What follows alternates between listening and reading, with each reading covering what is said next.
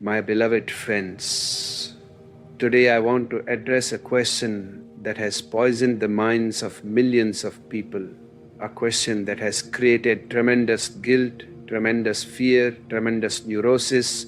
The question is semen loss a great sin? Is Viryanashe Mahapap? Your religions have told you yes. Your so-called saints have told you yes. Your ancient texts have told you that 1 drop of semen equals 40 drops of blood. That losing semen weakens you, that it destroys your spiritual power, that it is a crime against God. And you have believed them. You have carried this guilt your whole life. You have been terrified of wet dreams.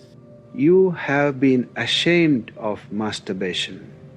You have even been afraid of making love to your own wife. This is insanity. Today I am going to destroy this whole nonsense completely. I am going to expose the lies that have been told to you, and I am going to give you the truth. Not the truth of scriptures written thousands of years ago by sexually repressed monks, but the truth of existence itself. So listen carefully with your whole being, because what I am going to say will offend many people. It will anger the priests. It will shock the conservatives. But truth is always shocking. Truth is always offensive to lies. Let us begin. First, you must understand where this idea came from. Why were you told that semen loss is a sin? It came from people who were afraid of sex, people who were afraid of life, people who wanted to control you. Let me explain. Thousands of years ago, the priests discovered something. They discovered that if you make people feel guilty about their natural instincts, you can control them completely. If you make people ashamed of their sexuality, they become weak, obedient, manageable. So they created rules. They said sex is dirty. They said celibacy is holy. They said if you lose even 1 drop of semen, you are committing a great sin. Why did they say this? Because sexual energy is the most powerful energy in your body. It is life force itself. If this energy is flowing naturally, you become strong, independent, rebellious. You don't need priests. You don't need temples. You are complete in yourself. But if this energy is suppressed, if it is blocked, if it creates guilt and fear, then you become weak. You become dependent. You need someone to tell you what is right and wrong. You need rituals. You need prayers. You need the priest to mediate between you and God. This is the whole game. Religion has always been a politics of controlling people through their sexuality. And they used beautiful words to do it. They talked about Brahmacharya, about spiritual power, about Kundalini, about preserving your vital energy. It all sounds very spiritual, very profound. But underneath all these beautiful words is a simple mechanism. Make people guilty and you can control them. Now, I'm not saying there is no truth at all in these teachings. There is something to sexual energy transformation. There is something to channeling your energy upward instead of dissipating it. This I will explain later, but the way it has been taught is completely wrong, completely distorted, completely poisonous. Why? They made you afraid of your own body. They made you enemy to yourself. They split you into 2 parts. The spiritual part that should control the animal part. This split is the root of all neurosis. Listen to me carefully. Your body is not your enemy. Your sexuality is not your enemy. Your semen is not some precious gold that you must hold like a miser. Your body is a natural phenomenon. It has its own intelligence. It has its own wisdom. And if you trust it, if you understand it, if you work with it instead of against it, then transformation is possible. But if you fight with it, if you suppress it, if you feel guilty about it, you will only create more problems. Let me give you some facts, medical facts, scientific facts. Your body produces semen continuously, every day. Whether you use it or not, whether you release it or not, the body is producing it. If you don't release it through sex or through wet dreams, the body will reabsorb it. This is natural. This is how the body works. There is nothing in medical science that says losing semen weakens you. Nothing. Yes, if you are obsessed with sex, if you are masturbating 5 times a day, if you are depleting yourself through constant excess, then yes, you will feel weak. But that weakness is not because of semen loss. That weakness is because of obsession, because of compulsion, because of lack of balance. The same way, if you eat too much, you will feel heavy. If you talk too much, your throat will hurt. If you work too much, you will be exhausted. Does that mean eating is a sin? Talking is a sin? Working is a sin? Everything in excess creates imbalance. This is simple, common. But your religions have made sexuality special. They have created fear around it. And this fear has damaged millions of lives. Now let me talk about what this teaching has done to you psychologically. You are a young man. Your body is full of energy, full of life force. Hormones are flooding through your system. Sexual desire arises naturally, spontaneously. This is normal. This is healthy. But you have been told it is a sin. You have been told you must control it. You must suppress it. You must practice Brahmacharya. So what do? You try to control it. You try to suppress it. You use willpower. You pray. You do japa. You chant mantras. You take cold baths. You avoid looking at women. You try everything. And what happens? The more you suppress, the more the energy grows. The more you fight with it, the more powerful it becomes. It starts dominating your mind. Day and night you are thinking about sex, fantasizing, struggling. You cannot sleep peacefully. You have wet dreams. You wake up feeling guilty, feeling that you have failed, feeling that you are a sinner. This is torture. This is psychological torture. And then what happens?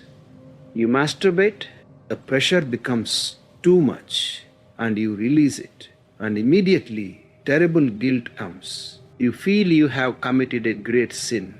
You feel weak. You feel ashamed. You promise God you will never do it again.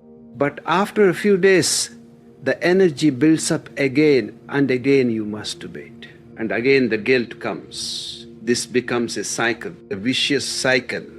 Desire, suppression, release, guilt.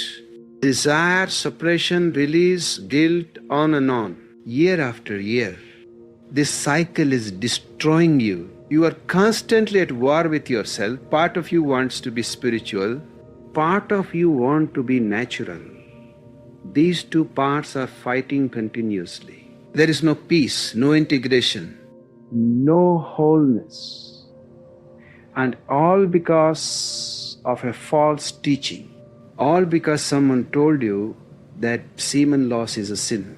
Let me tell you something. The real sin is not semen loss. The real sin is this guilt, this self-hatred, this war against your own nature. When you are at war with yourself, you cannot grow, you cannot evolve, you cannot meditate, you cannot love, you cannot be happy. All your energy goes into this inner conflict. I have seen thousands of young men destroyed by this teaching, absolutely destroyed. Their whole life becomes focused on one thing, how to avoid losing semen.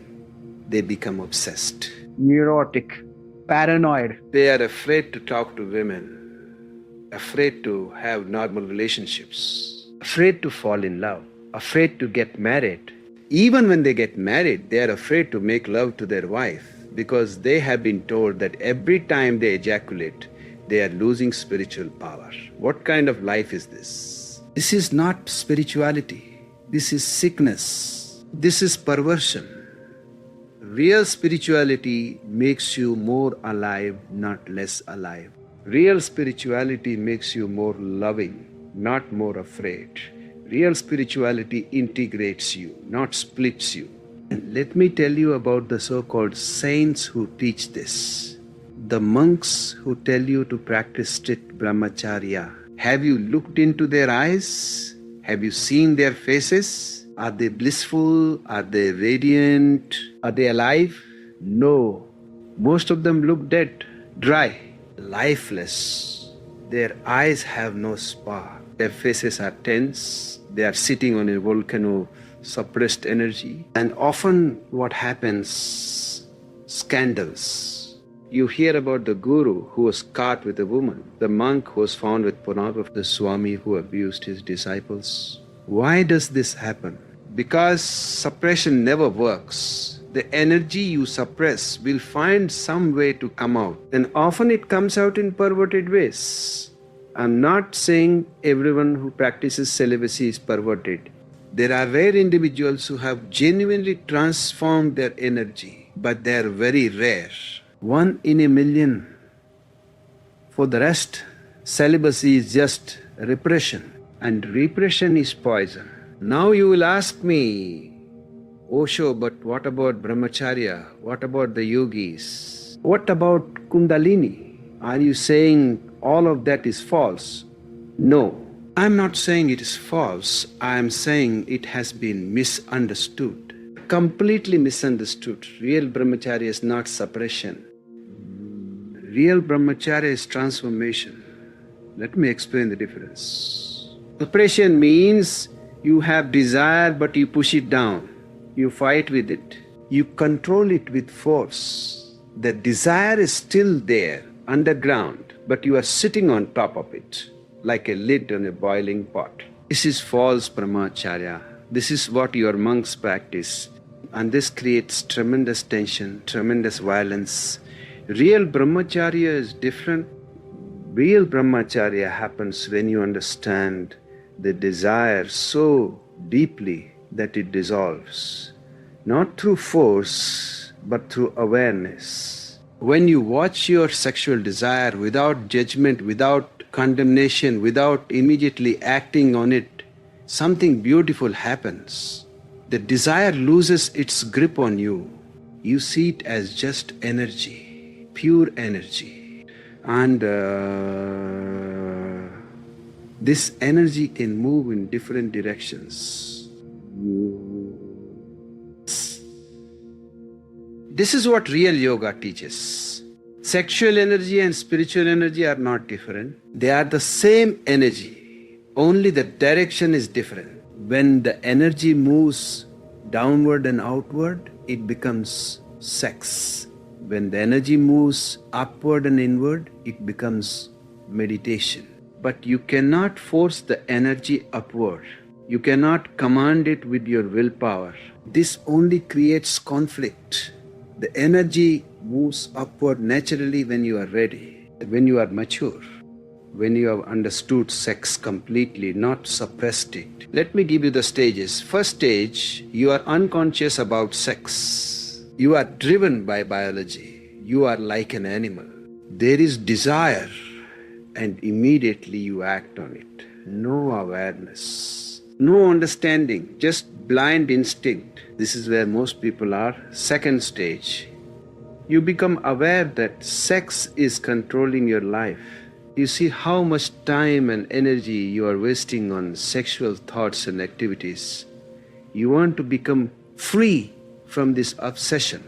So you try to suppress. You practice so-called Brahmacharya.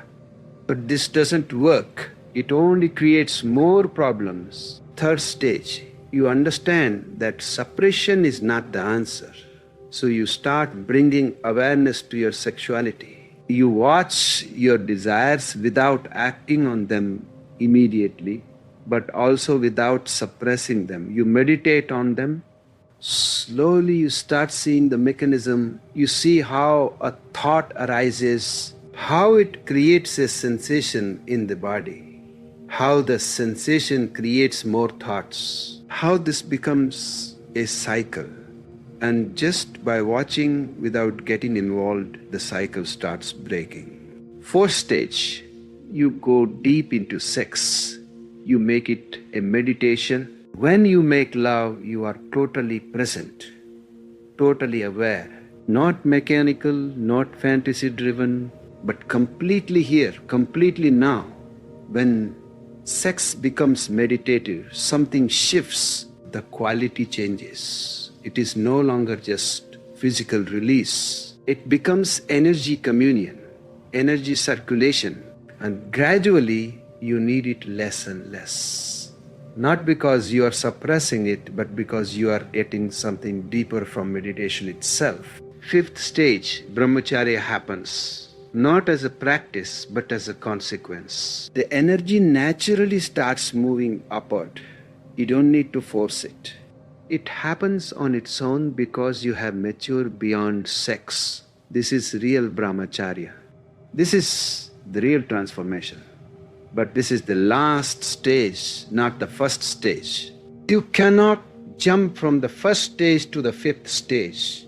You cannot bypass the journey. You have to go through it. Your saints are trying to jump. They are trying to become the fifth stage while still being in the first stage. This is why they fail. This is why there is so much hypocrisy. Now, about this idea that 1 drop of semen equals 40 drops of blood or 60 drops of blood or whatever number they say, this is nonsense. Complete nonsense. There is no scientific basis for this. None. It is just a metaphor that was taken literally. The ancient texts were using poetic language to say that sexual energy is precious, that it should not be wasted carelessly. This is true. But the way it has been interpreted is completely wrong. Your body is not a bank where you store semen like gold. Your body is a living, flowing, dynamic system. Everything is constantly being created and destroyed. Old cells die, new cells are born. This is life. Semen is the same. The body produces it. If you don't use it, the body reabsorbs it. If you use it, the body produces more. This is natural. This is how the body maintains balance. Yes, if you waste your sexual energy in excess, in obsession, in addiction, you will feel depleted. But this depletion is psychological more than physical. The real loss is not the semen.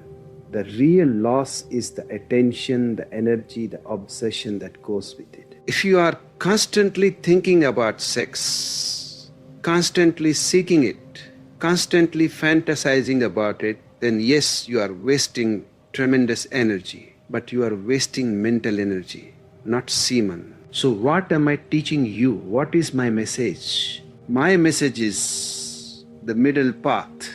Neither indulgence nor repression. Indulgence means you are a slave to your desires. Every desire that arises, you must fulfill it. You have no control, no awareness. You are like a leaf in the wind, blown this way and that way. This is the path of the materialist, the path of pleasure seeking. And this path leads to boredom, to emptiness, to dissatisfaction. Repression means you fight with your desires, you suppress them. You feel guilty about them. You live in constant conflict with yourself. This is the path of your religions, the path of self-torture. And this path leads to neurosis, to perversion, to violence. Both are wrong. The middle path is awareness, understanding, witnessing. You don't indulge blindly and you don't suppress violently. You watch. You understand. You bring light to the darkness. When sexual desire arises, you don't immediately run to fulfill it, but you also don't push it away in fear and guilt. You sit with it, you feel it, you observe it. Where is it in your body? What is its quality? What thoughts come with it? What emotions? Just watch, like a scientist watching an experiment. No judgment, no condemnation, pure observation, and you will discover something amazing. The desire is not solid. It is not permanent. It rises like a wave, and if you don't grab it, if you don't identify with it, it falls. And in that watching, something transforms. The energy that was moving outward starts moving inward. The energy that was becoming lust starts becoming awareness. This is alchemy. This is real yoga. But this requires maturity. This requires patience. This is not something you can do through willpower alone. And in the meantime, while you are learning, while you are growing, don't torture yourself. If you feel the need to release sexual energy, release it. But do it consciously, not mechanically, not compulsively. If you want to masturbate, masturbate. But do it with awareness. Feel every sensation. Be totally present. Make it a meditation, not just a release. If you want to make love, but make it sacred. Make it a temple. Be present with your partner, look into their eyes, feel their energy. Create a communion, not just a friction of bodies. And slowly, slowly you will grow beyond it, not through force, but through understanding. Let me tell you about marriage. Your society says that marriage is for sex, that you should get married so you can have sex without sin. This is stupid. Marriage is not for sex. Marriage is for love, for companionship. Sex is just one part of it, a small part. But because of this wrong idea, people get married just to have legitimate sex. And then what happens? After a few months, the sex becomes boring, routine, mechanical, and then they feel trapped. They cannot divorce because society won't allow it. They cannot find another partner because that would be adultery. So they suffer, or they have. Now let me give you some practical guidance, especially for young people who are struggling with this question. First, drop the guilt completely. Totally. There is no sin in sexual desire. There is no sin in masturbation. There is no sin in wet dreams. There is no sin in making love. These are natural functions. The body has its own intelligence. Trust it. The only sin is to live unconsciously. The only sin is to be mechanical. The only sin is to be violent to yourself or to others.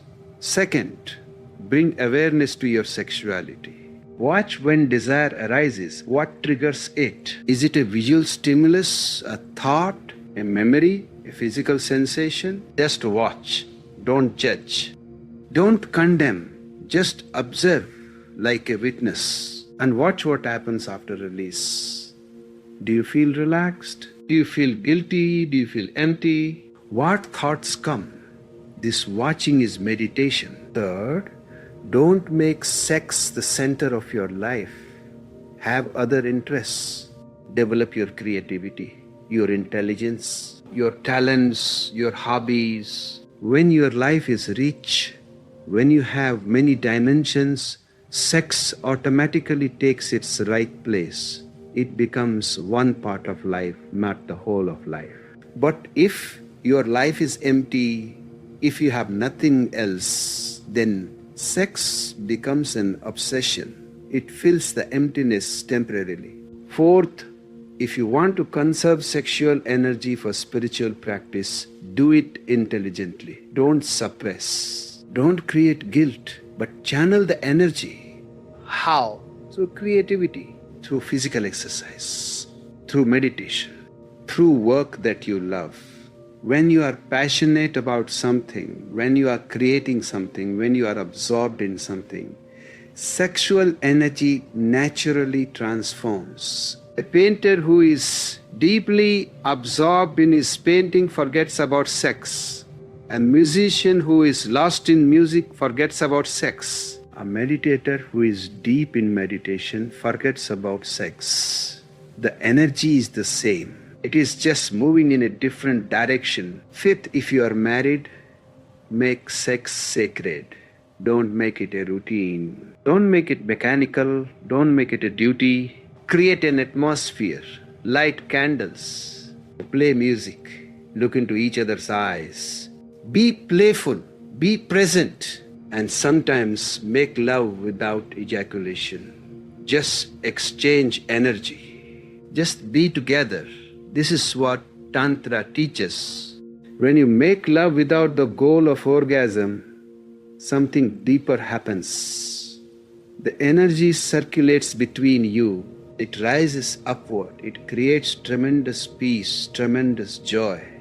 But this requires practice. This requires both partners to be willing. This requires awareness. Don't force it. Let it happen naturally. Sixth, for those who are really serious about spiritual practice, about meditation, about transformation, yes, at some point you may want to experiment with celibacy, but do it intelligently, not as a repression, not with guilt, and do it for a limited time first. Maybe 1 month, maybe 3 months. See what happens. If it creates more awareness, more energy, more peace, continue. If it creates more tension, more obsession, more conflict, stop. You are not ready yet. And remember, celibacy is a means, not an end. The end is awareness. If celibacy helps your awareness, use it. If it doesn't help, drop it. Don't become a fanatic. My beloved friends, let me summarize everything in simple words. Your body is not your enemy. Your sexuality is not a sin. Semen loss is not a crime. These are lies told to you by people who wanted to control you, who were afraid of life, who were themselves sexually repressed. The real teaching is very simple. Live consciously. Whatever you do, do it with awareness. If you have sex, have it consciously. If you want to be celibate consciously. But don't do anything out of fear, out of guilt, out of suppression. Your sexual energy is the same energy that can become your enlightenment. But it must be transformed, not repressed. It must be understood, not condemned. It must be channeled, not suppressed. And this transformation happens through awareness, not through willpower. So drop all the old nonsense. Drop all the guilt. Drop all the fear. Start fresh. Start with acceptance of your body, your nature, your energy. And then bring awareness. Watch. Understand. Experiment. And slowly, you will find your own path. Not the path taught by priests. Not the path written in old scriptures. But your path. The path that is right for you. Because everyone is unique. What works for one person may not work for another. Trust yourself. Trust your body. Trust your intelligence. And remember, the goal is not to become a dry, dead, lifeless monk. The goal is to become a fully alive, fully aware, fully blissful human being. And this is possible. Absolutely possible. But only through understanding. Not through repression. Only through love.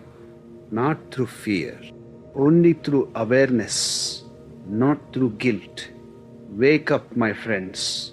You have been lied to long enough. It is time to reclaim your life, your body, your energy, your freedom.